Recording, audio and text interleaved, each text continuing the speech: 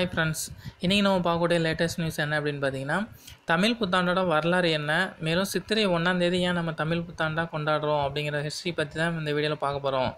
உலக அளவில் வானவியலில் சிறந்து விளங்கக்கூடியவங்க நம்ம தொன்று தொட்டே நம்மளோட தமிழர்கள் தான் அப்படிங்கிற மாதிரி நம்ம நெஞ்சு நிமிர்த்தி சொல்லலாம். சாணக்கியரை பற்றி தெரிஞ்சிருந்தோம் அப்படின்னா அவரோட மாணவனான சந்திரகுப்த மௌரியர் பற்றியும் நம்ம கண்டிப்பாக தெரிஞ்சிருப்போம்.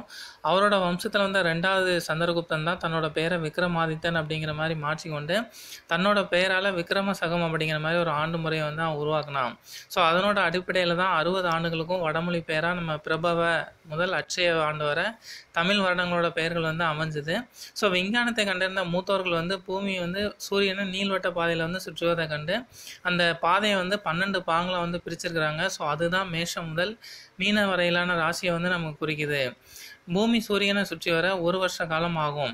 ஆனால் அந்த பூமி வந்து சூரியனை சுற்றி வரும்போது வட்டத்தோட புள்ளியை கணிக்கவே சூரியன் வந்து பூமத்திய ரேகையில் இப்போ நேராக பிரகாசிக்கும் மாதத்தை தான் முதன்மையாக கணக்கிட்டாங்க. ஸோ அம்மாதம் தான் சித்திரை அப்படிங்கிற மாதமாக வந்து அவங்க அழைச்சாங்க. ஸோ சித்திரை முதல் பங்குனி வரையிலான 12 மாதங்களோட பெயர்கள் வந்து அந்தந்த மாதங்களோட வரும் நட்சத்திரங்களோட பெயர்களை வானசாஸ்திரத்தோட அடிப்படையை வச்சு அவங்க அழைச்சாங்க. ஸோ 12 மாதங்கள் 12 ராசிகளை கொண்டு பகுக்கப்பட்ட ஆண்டில் வந்து பூமத்திய ரேகையோட மையப்பகுதியில் சூரியன் நிற்கும் போது சித்திரை மாதம் அப்படிங்கிற மாதிரி அவங்க சொன்னாங்க. இந்த சித்திரை மாதம் வந்து மேச ராசியை வந்து கொண்டிருக்கும். ஸோ மேச ராசியிலிருந்து உட்புகக்கூடிய சூரியன் வந்து இந்த ராசியை விட்டு வெளியேறும் வரை இந்த மாதம் வந்து தொடரும். ஸோ சூரியன் வந்து மேசத்தோட உச்சமாக இருக்கிறான். அதனால தான் தமிழ் மாதங்கள் சூரிய மாதங்கள் அப்படிங்கிற மாதிரி அழைக்கப்படுது. அறிவியல் ரீதியாக இதைத்தான் புத்தாண்டோட தொடக்க நாளாக கொண்டு தமிழ் புத்தாண்டை வந்து நம்மளோட முன்னோர்கள் வந்து கொண்டாடி இருக்கிறாங்க. சித்திரை மாதங்கிறது இளவேநீர் என்னும் வசந்த காலத்தோட தொடக்க காலம். ஸோ ஆன்மீக ரீதியாக பார்த்தோம் அப்படின்னா வசந்த காலத்தில் தான் புராண சிறப்பு பெற்ற எல்லா கோயில்லையுமே நிறையா திருவிழாக்கள் வந்து நடைபெற்று வரும்.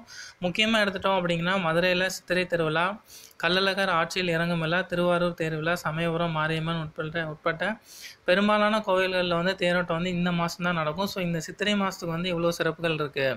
ஸோ இந்த சிறப்பு வாய்ந்த இந்த சித்திரை மாதத்தோட முதல் நாளை வந்து தமிழ் புத்தாண்டாக கொண்டாடுகிற தமிழர்கள் எல்லாத்துக்குமே இனிய தமிழ் புத்தாண்டு வாழ்த்துக்கள். இந்த நியூஸ் வந்து உங்களுக்கு பிடிச்சது அப்படின்னா லைக் பண்ணுங்கள், ஷேர் பண்ணுங்கள். இதே மாதிரி லேட்டஸ்ட் நியூஸ் வேணும் அப்படின்னா மறக்காமல் சேனலை சப்ஸ்கிரைப் பண்ணுங்கள். Thank you friends.